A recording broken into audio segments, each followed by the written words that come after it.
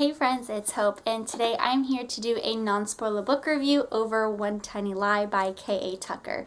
This is the companion novel to her One Tiny Breaths book, which is the first book in the series, and this book follows the younger sister Livy as she is now in college 3 years after the first book ends. And Livy was one of my favorite characters in 10 Tiny Breaths, so naturally I was super excited to get a book from like her point of view and for her to be the main character. So I was super excited to pick this up, and I actually buddy read this with my friend Tanya, and she doesn't have a booktube channel, but she has a book blog, and I will link that down below if you guys want to check that out. So yeah, let's just get going with this book review. So like I said, we are following Livy as she is now entering her freshman year of college, and we find out at the beginning of the book that her therapist suggests for her to live a little.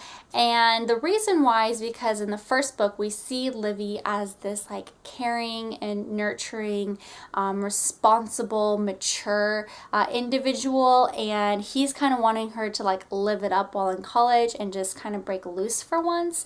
So this definitely had a very different feel when it came to Livy's personality and her character in this novel over the one in 10 Tiny Breaths. I will say props to K.A. Tucker for doing an amazing job with writing characters that have a lot of spunk and charisma and like zero dullness to them at all. While there were rarely ever any dull moments in this book, I did have some problems with it, so we'll get into those first and then we'll end this video on some highlights.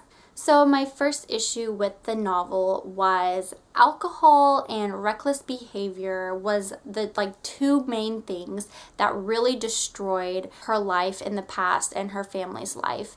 And her sister played a big role in the first book with preventing her from doing anything really reckless or partaking in alcohol and drugs because they just knew how much it had affected their past. And in this novel, we see at the very beginning of the book like her sister pretty much shoving alcohol down Livy's throat, and so that to me was just super unrealistic. I felt like that was just a huge jump from where the first book left us off, so I kind of had an issue with that. Kind of going along with that, the second issue that I had with this novel is really understanding and believing that it was that easy for Livy to partake in all this reckless behavior because she has personal experience of how it can really destroy a family.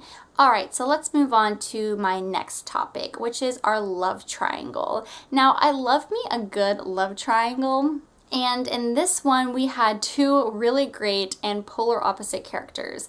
We have Connor, who is a typical gentleman. He is nice, he is smart, super caring, easy on the eyes, and he also is very athletic. And then we have Ashton, and he is the captain of the rowing team, so he is also very athletic. Not only is he an athlete, but he is drop dead gorgeous and a total douche canoosh. Ashton is like the typical bad boy character that you love to hate, and he seriously is like complete opposite of Connor. He has these like mysterious qualities about him, and he's very secretive, and so it took a little bit longer to figure out what his deal was, but that made him super intriguing. These characters were written really well. What I had an issue with was the storyline K.A. Tucker took us on with them, because really their whole love triangle really focused around a cheating type of relationship. I mean, one person was cheating on the other person with the other person, and so it was a little bit of a mess. I wasn't a huge fan of it, and I just wish the love triangle didn't involve cheating, if that makes sense. Alright, so moving on to the high points of the book. My first high point is while reading this novel, I totally wanted to transport me back into college and throw myself a toga party, because y'all, if you guys have read this book, I think you can agree with me, that looked like and sounded like a ton of fun. The second thing that I absolutely loved about this book was Reagan, Livy's roommate. Roommate award totally goes to Reagan. She is seriously the best roommate ever. The third high point to this book is it was so addicting.